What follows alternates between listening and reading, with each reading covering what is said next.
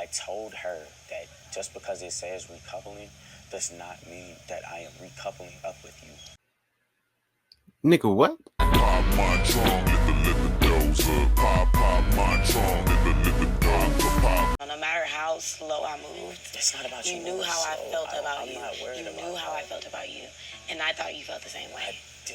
I thought you felt the same way. Cap, he knows you friend zoned him a couple weeks ago. He knows you twisted during Stick or Twist. He knows you've gotten annoyed with him when he was just trying to be nice. And he may or may not know that you've talked shit about him throughout the village. Now, something about Cordell has always frustrated me, and I think I figured it out.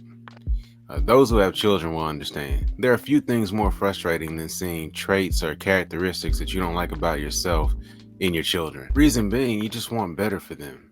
And it can be hard to accept that in order for them to inherit some of your strengths, they also have to inherit some of your weaknesses. Obviously, Cordell is not my child, nor is he a child. He's a grown-ass man, but he's a young man. The reason we get attached to these strangers in these shows is because we see ourselves in them in some way. We can relate with them, we root for them, we get disappointed in them from time to time, and we even hurt when they hurt. It's that human connection that makes you get attached and invested in these silly ass shows. But what I figured out with Cordell is he has a good guy complex. Now, this isn't entirely a bad thing, in order to have a good guy complex, you at least have to be a good guy at heart. Still, good guy complex is a problem because it causes you to value being seen as a good guy over being completely authentic with regards to your own feelings. It can keep you from being true to yourself in certain situations. It can cause you to ignore red flags or overlook problems because you just become obsessed with how this other person perceives you. And going unchecked,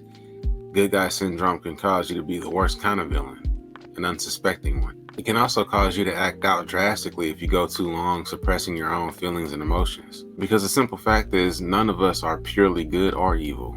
We have capacity for both. So one of our greatest missions in life is to develop and maintain our emotional intelligence and make measured and well-informed decisions as often as possible. Over the past few weeks, Cordell has been pursuing someone who does not like him as much as he likes her. Don't even argue with me on that. I'm not Cordell. You cannot gaslight me. I have the tape. And the story that he's been sold is that he has to prove himself in a sense in order for this love, for lack of a better term, to go from unrequited to mutual. He has to show her that he's better than all the bad guys that came before him, vanquishing the memories of boyfriends past. This is bigger than Serena at this point for Cordell, because now that she's displaying all of this hurt and anger, he gets to finally put his cape on.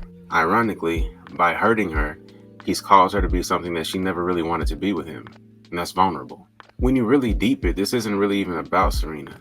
It's about Cordell, who we know has insecurities, and how he's placing too much of his worth in another person's perception of him. Problem is, heroes typically get hurt.